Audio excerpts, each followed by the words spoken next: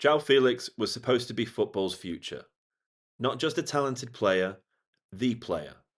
The kind you build a team around and the kind that you pay anything for and figure the rest out later. Instead, he's become something far stranger.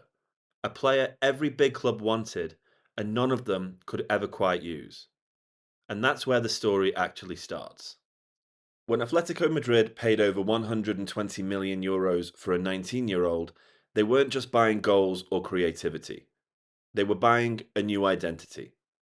Benfica Felix was free, instinctive, and expressive.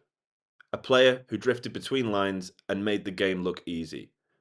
Atletico Madrid were the opposite. Rigid, demanding, and system first. So yes, from day one, there was a mismatch. But here's the part that most people misremember. That mismatch didn't instantly destroy him. Felix actually had periods where it looked like he might force it to work anyway. Atletico won La Liga in 2021, and Felix played his part in that title run. Then, in 2022, he was even voted Atletico's Player of the Season. So the talent was real, and the contribution was there. But even at his best, the same issue sat under everything. He could play well without ever becoming essential. Simeone wants sacrifice, repetition, and defensive discipline. Felix's game is all about instinct, timing, and freedom.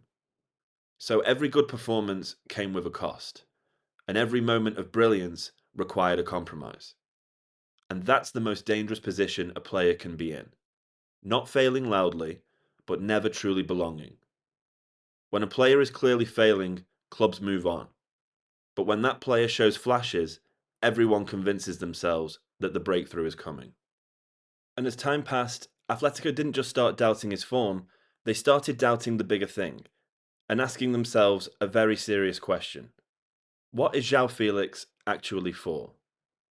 That question is what opened the door to his first real escape, and a loan move to Chelsea in January of 2023. And the Chelsea loan is the perfect example of João Felix as a player. On his debut, you saw the whole package. The touch, the movement, the confidence, and then the chaos. He got himself sent off, and suddenly the conversation wasn't, look how good he is, and more, here we go again. That half season didn't reset him. It just confirmed the pattern. Flashes of quality with no stable role and no dependable output. And then he goes back to Atletico in the summer of 2023, and that's when things really turned ugly. It wasn't just a tactical mismatch anymore, it had become a relationship breakdown. When he returned for pre-season, tensions boiled over with the sporting director, which was then followed up by Felix being told to train away from the first team squad alone, effectively pushed out. Fans booed him, the club wanted control, and the player wanted out. And once that line is crossed, there's no rebuilding trust. So he got the move that he openly wanted, Barcelona on another loan.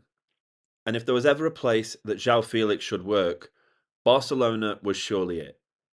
A club that values creativity, a style that rewards instinct, and a fan base that loves elegant footballers. And for a moment, it looked like the answer. But then, the pattern returned again. Nice touches, occasional brilliance, but still no role that fully belonged to him. Not because he couldn't play, but because modern elite football doesn't tolerate ambiguity. At the top level, you're expected to be something specific, either a guaranteed scorer, a pressing forward, or a tactical solution.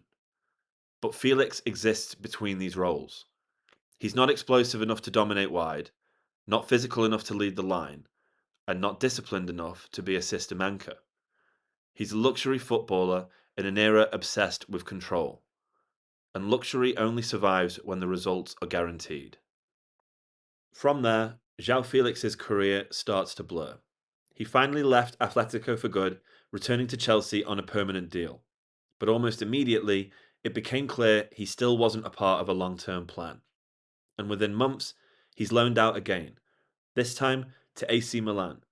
Another supposed reset, another fresh start. But that spell faded just as quickly. Milan chose not to pursue him, and suddenly Felix was on the move again, this time to Al Nassr in Saudi. A £27 million fee highlighting a £100 million decline. And yes, the numbers look better, the confidence looks better, but it comes with a quiet question hanging over everything. Has he rediscovered his form, or has he simply been dropped into a level where pressure no longer exists? That's now why clubs hesitate, not because they doubt his ability, but because they don't know what they'll be committing to. And this is the part that makes this verdict uncomfortable. João Félix was never that guy. Not the generational superstar, not the franchise player, and not the figure that you reshape everything around. That doesn't mean he can't still have a good career, and it doesn't mean he won't produce moments worth watching. But the version clubs would pay €120 million for, the inevitable star, probably never existed in the first place. Not because football ruined him, but because the idea of João Félix was always bigger than the reality. And sometimes that's the hardest truth the game has to accept. If you enjoyed this, or completely disagree, let me know what you think in the comments. I do read them. If you want more videos like this, where we look at past headlines and into decisions that shape modern football, a like really helps this video reach the right people. And if this is your kind of analysis, subscribe to Sports Cash Files. That's exactly what this channel is about.